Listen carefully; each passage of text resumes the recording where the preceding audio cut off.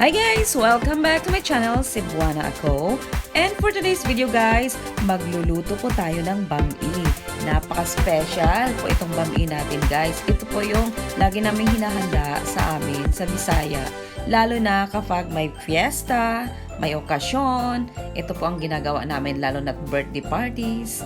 Kaya tara, silipin po natin kung ano yung mga ingredients na aking ginagamit. Ito, kailangan po natin ng kanton, ng pansit kanton. Tapos, kailangan din natin ng sotanghon. Ito, vermicelli. Tapos, tenga ng daga. Ayan, kailangan din natin. At saka grilled na baboy or lechon na tira. Ayan, tapos kailangan natin cabbage. And also, green bell pepper, carrots, at saka boiled hipon. At saka kailangan din natin ng lemon. At chicharon na boil, garlic, and pampalasa. Kung ano meron kayo dyan na pampalasa and paminta. Ayun. So, ready na siya. So, i-ready na natin ang ating kalan at bubuksan na natin ang ating apoy. Ayan. Nag-uumapoy ang ating apoy. Charot, joke lang. At pag mainit na guys, lagyan po natin ng olive oil ang ating kalan. Ayan. Tsansahin nyo lang. Konti lang. Tapos, ilagay po natin ang ating bawang. Ayan, gisahin nyo lang yung bawang. Tapos, hinaan nyo yung apoy nyo guys ha. Hindi po ako naglalagay ng sibuyas dito guys. Bawang lang. Mahinang apoy lang muna kasi madaling masunog ang ating bawang. Ayan, huwag kalimutan talaga ang bawang para yung mga aswang matatanggal. Charot. Ayan, tapos lagyan po natin ng tirang lechon. Lechon yung ginagamit ko dito guys. Pwede din yung mga grilled pork. Pwede din yung gamitin yan. Mas madali kasing lutuin kapag luto na yung baboy natin. Kaysa hilaw pa yung baboy natin, dahil sa oras, yung hakot oras. Kaya mag-shortcut tayo ng madaling maluto natin ang ating pansit. Depende sa inyo kung anong gusto nyo. Tapos, maglagay po tayo ng ating pansit. So, may lasa na po yan siya guys. Kasi lechon po siya eh. Madali lang siyang lutuin. Tapos ilagay po natin ang ating carrot. Lagay po natin ang ating cabbage. Tapos mix lang po natin. Ayan, gisa-gisahin lang po natin.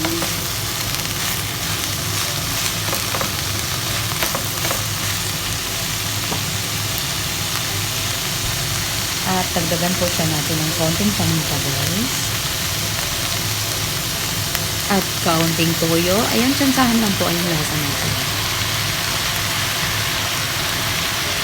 Pagkatapos ilagay na natin ang ating pampalasa. Ayan, para may lasa ang ating gulay para sa ating pansit. Pagkatapos natin malagyan ng pampalasa guys, ayan, pwede na siya. Patay na natin ang apoy nito at mag-ready na tayo sa kabila para gagawa naman tayo ng ating pansit. Ayan, ready tayo ng kalan. Tapos lagyan natin ng tubig, magpakulo tayo ng tubig. Ilagay natin ang ating tenga ng daga para lumambot siya. Ayan, pakuluan natin ganun yung tenga ng daga natin. Dito natin lulutuin ang ating sotanghon at saka yung ating kanton. Yan, lagyan natin ng toyo. Timplahan muna natin siya, guys. Timplahan natin, lagyan natin toyo, pampalasa.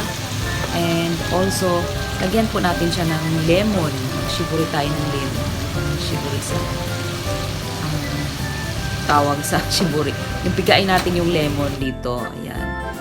Tapos, pakuluin natin. Tingnan natin kung lumalambot na yung ating tenga ng daga. Ayan, lemon. Lagyan natin ng lemon. Tapos, boiled lang. Pagkatapos na na yung tenga ng daga natin, medyo maano na siya, lagyan po natin siya ng pamintang durog. Ayan. Tapos, ihalo na natin ang ating sotanghon. 3 sotanghon ang ginamit ko dito, guys. Ayan, ilagay lang natin dyan. Tapos, tutuin lang natin ang ating sotanghon ng mga 3 minutes. After 3 minutes, ito na yung resulta niya. Lagay na natin yung ating kanton. Mix natin siya dyan. At lulutuin po natin siya ng mga around 5 minutes. Bago natin ilagay ang ating gulay. Ayan. napakasarap po ito. Sobrang bango. Kasi may lasa na siya eh. Hindi ko siya sinasabay sa sa gulay kasi nalalanta. Kaya sinisiparate ko siya pero tinitimplahan ko siya. Kahit separation siya sa paggawa natin. Mamaya pag tuyo-tuyo na to ng konti, itoppings natin mamaya yung ating mga gulay. Pampahaba ng buhay.